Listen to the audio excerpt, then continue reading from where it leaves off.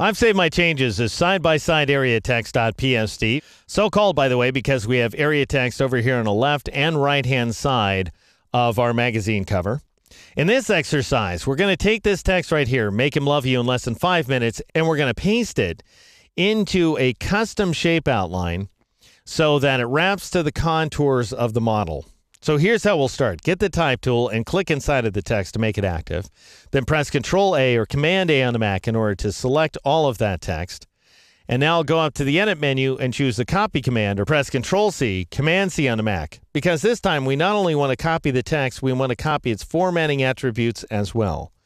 All right, so we're done with that. I'll press the Escape key to cancel out of the text edit mode. And I'm going to turn off this text layer by clicking on its eyeball icon.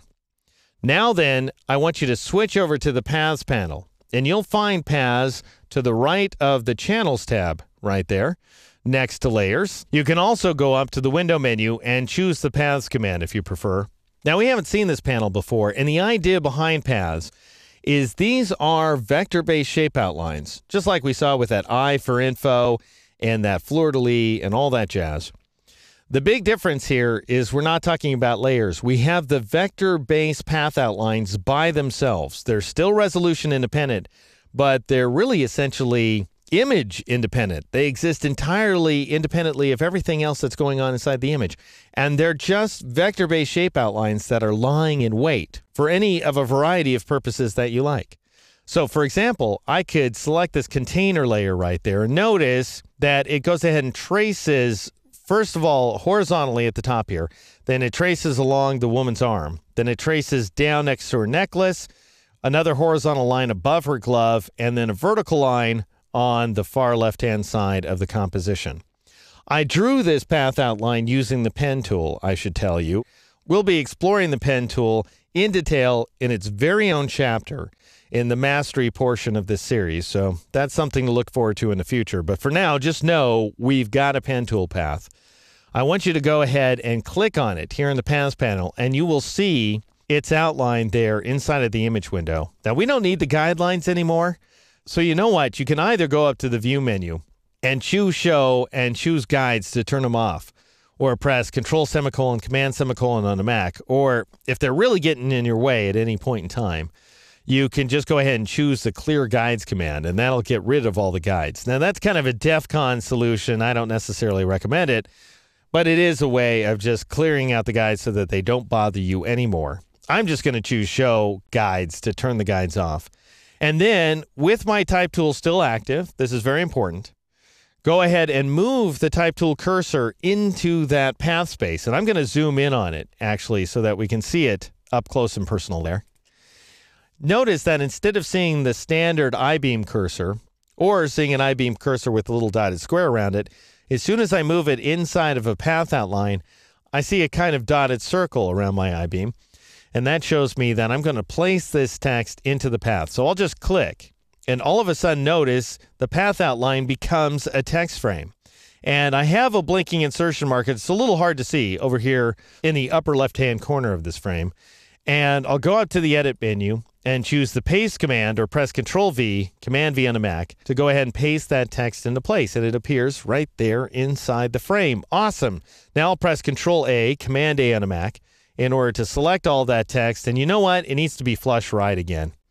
So I'm either going to click on this right-align text icon up here in the options bar or just press Control-Shift-R, Command-Shift-R on the Mac in order to right-align the text. And that's it. Now I'll press the Enter key on the keypad.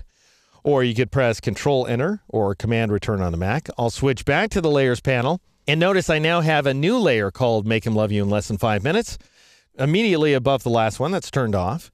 And associated with that text layer, if I go back to the Paths panel, is a temporary path in addition to container. So that's what it used to be called. And it still exists, by the way, the container path does. But it's not associated with anything inside the image. Whereas this path, it's showing up as a temporary path, meaning that it's a temporary occupant of the Paths panel. We're only going to see it when this text layer is active. And it tells me that this is the blah, blah, blah type path.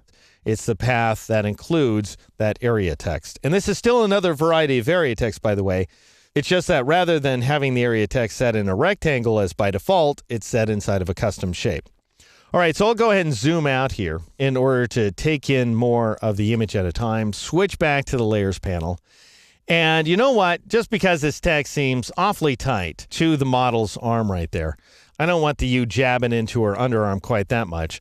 So I'll go ahead and press the M key to switch back to my marquee tool, just so I have a neutral tool selected. And then I'll press Control left arrow 3 times, let's say, Command left arrow on a Mac 3 times, in order to nudge that text over 3 screen pixels. I'm looking at the image at 33%. So that nudging is relative to the zoom ratio, by the way. Anyway, that looks pretty good, I think. I'll just go ahead and switch to a different layer right here so that I'm not seeing that path outline anymore. And you know what? Just to keep things tidy, I'm going to go ahead and click on this numerical diet layer right there and shift click on the uppermost, the visible Make Him Love You layer. And now I'm going to group them together by this time taking advantage of the keyboard shortcut Control G, Command G on the Mac. And that doesn't allow you to name the layer. You'll have to go ahead and double click on group 1 right there. And I'm going to call these teasers, because these are the teasers that direct you to specific articles inside the magazine and also hopefully inspire you to buy the publication in the first place. All right, so that's how you create text inside of a custom path. In the next exercise, I'm going to show you how to create text along a custom path.